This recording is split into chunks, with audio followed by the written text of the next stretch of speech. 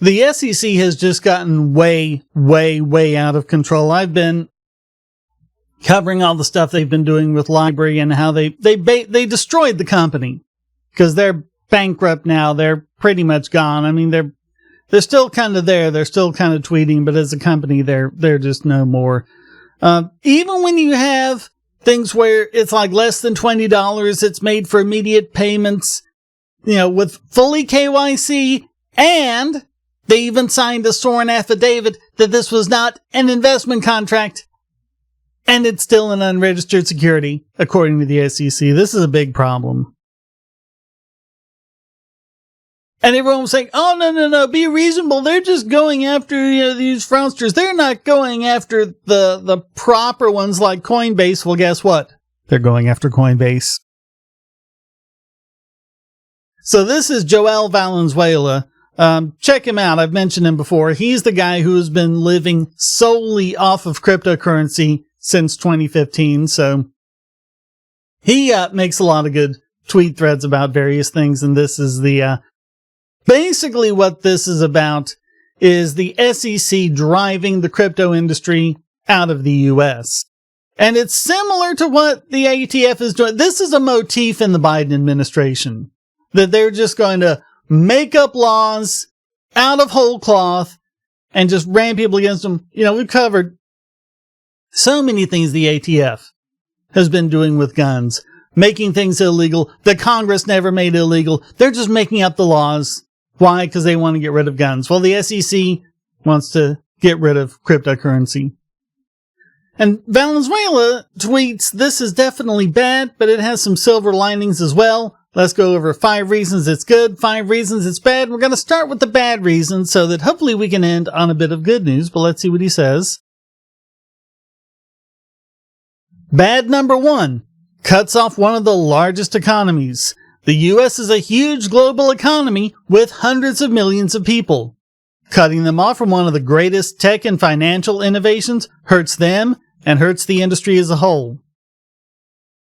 Yeah, no one benefits from this. Americans don't benefit. The rest of the world doesn't benefit. Businesses don't benefit. Consumers don't benefit. Nobody benefits except politicians. It's just psychopathic.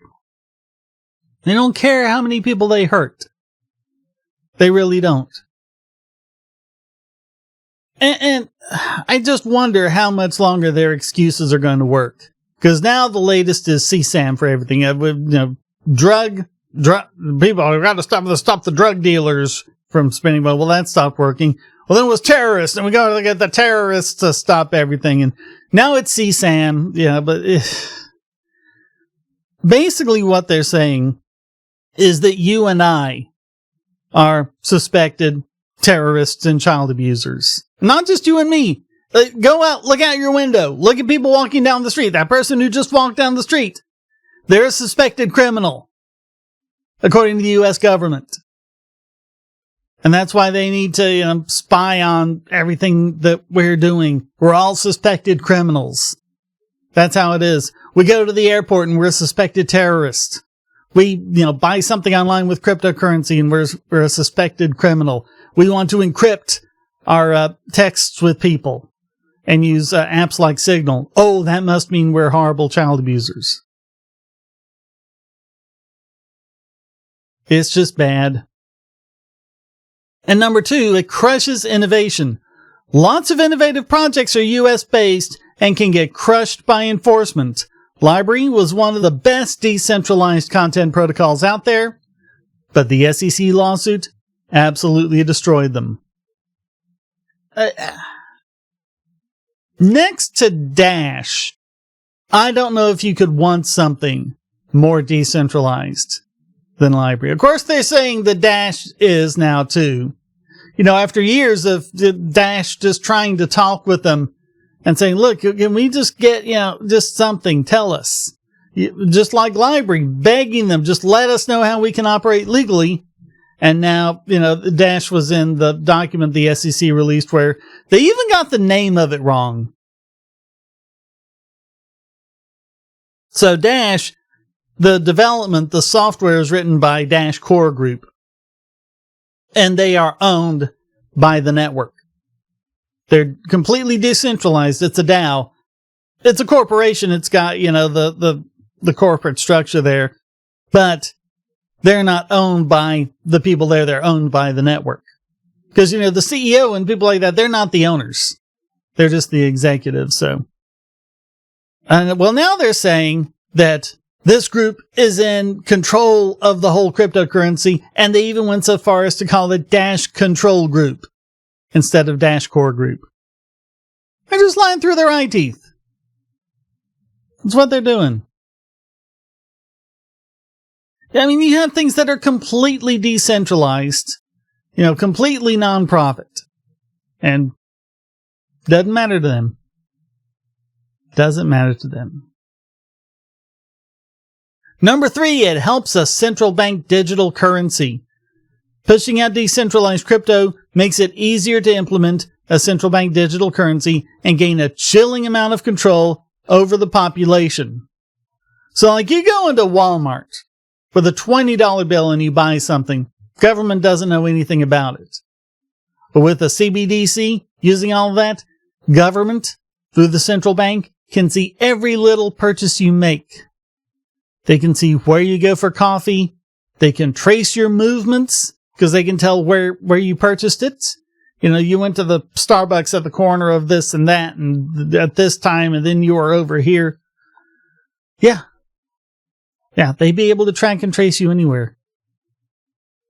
Yeah, it's more than just being able to snoop on your purchases. They can snoop on your movements and everything else. And they can fully control you on it. We've seen cases where, at the behest of government, because let's face it, these people are state actors, they say, okay, well, you don't get your money. Just like they did up in Canada with the trucker convoy.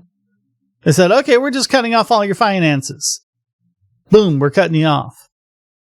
That's what they could do with the central bank digital currency. They could do that just in an instant.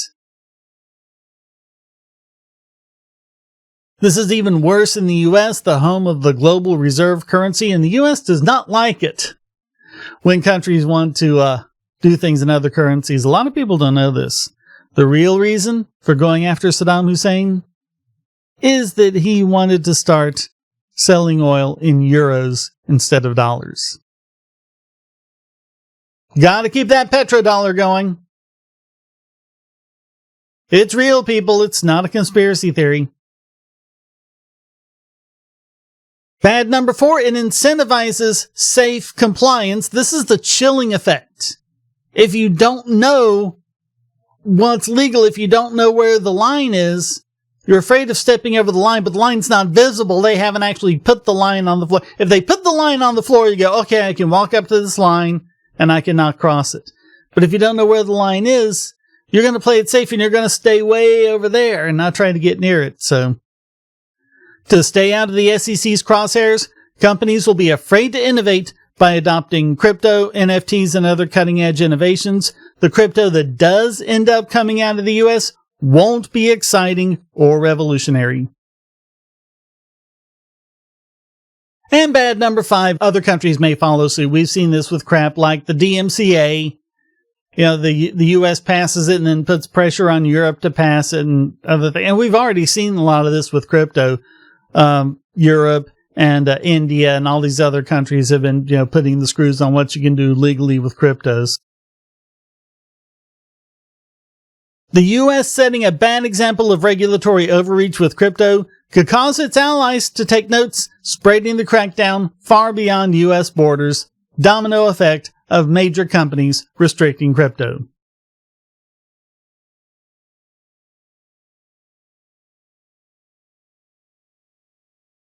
Alright, all that sounds like bad news, and it is, but there's the good too, so we'll go over the 5 good. Good number 1, reduces US hegemony. Crypto is a killer application, and will become the backbone of the global economy. Because it's just too ridiculous to do it any other way. Doing an international money transfer that takes days and costs, $5, $10, whatever it is, depending on how much you send. If you can send it all the way across the world in less than 2 seconds for about 1/10 of a cent, like you can with Dash.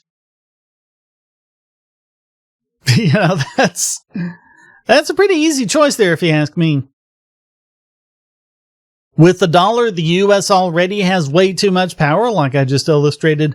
Letting the rest of the world get a head start is actually good for decentralizing the global economy.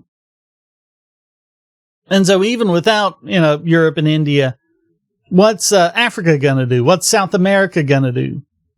All of those countries, and it's getting more and more important for those countries to be trading with each other. What are they going to trade with? They keep inflating their currencies until I think it's the Nigerian currency that was, or was it Zimbabwe, where, they had like the $100 trillion bill. And that was like the equivalent of 25 cents or something. That's how badly they've inflated it. So traditionally, African countries, people there have been using gold. Traditionally, just because the government money is so horrible. But it's too difficult to get, and, there's all sorts of problems with it. Cryptocurrency gives them solutions. And so, there's big pushes in Nigeria and other places for crypto. We've seen it in South America, in Brazil, Venezuela, Colombia. When they're able to trade freely, that's really going to it's a rising tide that lifts all boats. And as they come about and as they become economies that are more independent of the US, that'll be better for everyone. All right, good number 2, it pushes nullification. Many US states are very unhappy that the feds are messing with their most productive industries. They don't like that. They don't like that. Similar to cannabis, states may start contradicting the feds, nullifying them, and weakening the central government's power. That'd be really nice to see. I don't know what it's going to take with a lot of states, man. North Carolina, something like over 75% of North Carolinians want medical marijuana to be legal, and like close to 60% want recreational marijuana to be legal, and they still won't do it. It's like, what's it going to take? What's it going to take? But you'll have a state or two that's an innovator, like if New Hampshire says, okay, we're going to nullify. This would be interesting. If we're going to nullify the US dollar and say, okay, we're going to let people pay taxes and pay, court fees and things like that with cryptocurrency if they want to, instead of the US dollar. What's going to happen? What's going to happen when the US drags them into court? You say, well, they can't do that under the Constitution. Okay, let's look at the Constitution. What does the Constitution say they have to use? Gold and silver coin. So what's going to be the result of that lawsuit? Well, to be honest, I really don't trust federal judges not to have their noses lodged firmly up the anuses of the executive. Because we've seen that. We've seen it with Library. We've seen it with so many others. It's just such a shame. But maybe if you get the right judge, maybe if it's the right state, and maybe if the winds are blowing in the right direction and the stars are aligned properly, then just maybe something like that would happen. And the US would be put in a position of, do we allow cryptocurrency, or do we have to go back to gold and silver coin? Be interesting to see anyway. Alright, good number 3, it pushes DEXes. The decentralized exchanges, not the centralized ones like Coinbase, Binance, Uphold, where they're like a bank. You give them, your money and you just kind of trust them to hold it.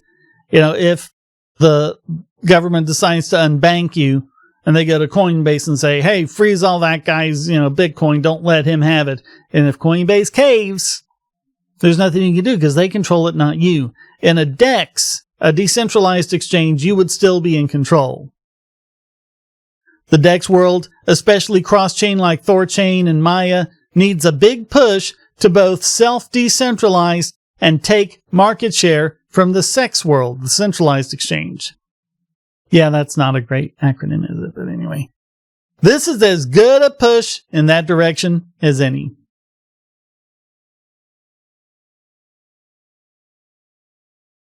Especially if you can on-road with them. Good number 4, brings back peer-to-peer cash. Bitcoin took off as a peer-to-peer electronic cash system. But when crypto became easier to hodl and sell for fiat, many lost their way. Yeah, just try talking to some of these Bitcoin maxis. Man, they got their heads so firmly lodged up their rear ends. Now it'll be easier to get crypto by taking it as payment and easier to off-ramp through spending. It's already pretty easy to off-ramp. You've got Dash Direct, you've got BitRefill, you've got CakePay. They're putting some technology like that into Edge Wallet. It's getting it so that you'll be able to use it basically everywhere with all sorts of different cryptocurrencies. It's the on-roading that they keep getting because that's when they want to do the KYC and everything else. But if it's all decentralized and it's all peer-to-peer, who knows? I mean, there is the Crypto 6 up in New Hampshire, which is just individuals who are like, hey, we got some Bitcoin. You want some Bitcoin? Okay, we'll sell it to you at the market price. And they arrested them. They arrested them for operating an unlicensed money exchange. Of course, it's easier to do that when there's 6 of them. What if there's 6 million? That'd be a little harder, wouldn't it? And especially getting paid in crypto if you work and you mow someone's lawn and they pay you in crypto. Things like that. The more we do of that, the easier we make it to on-road, the more this will take hold. And good number 5, it kills centralization. Crypto was supposed to resist state-level actors. Now that we have this threat, it's time to find out who's actually decentralized and who's LARPing. Only the strong survive. Yeah, so is your coin offering actually decentralized and actually something that can't be controlled or, taken over or shut down or whatever? Or is it a truly decentralized system that you just won't be able to stop no matter what? That's what we'll find out. And so his final thought is, overall, this is bad for crypto, but I'm optimistic regardless. I've seen too much innovation over my decade in crypto to believe it's just going to get crushed so easily when things like file sharing and cannabis didn't. Yeah, the Pirate Bay is still up, people. The Pirate Bay is still up. We just lost our RGB, but or RBG, whichever way that was. Yeah, don't get it wrong, or you'll go to the wrong place. But yeah, it shut down. So it's bad when you lose a major player like that. But it's still up. It's still going.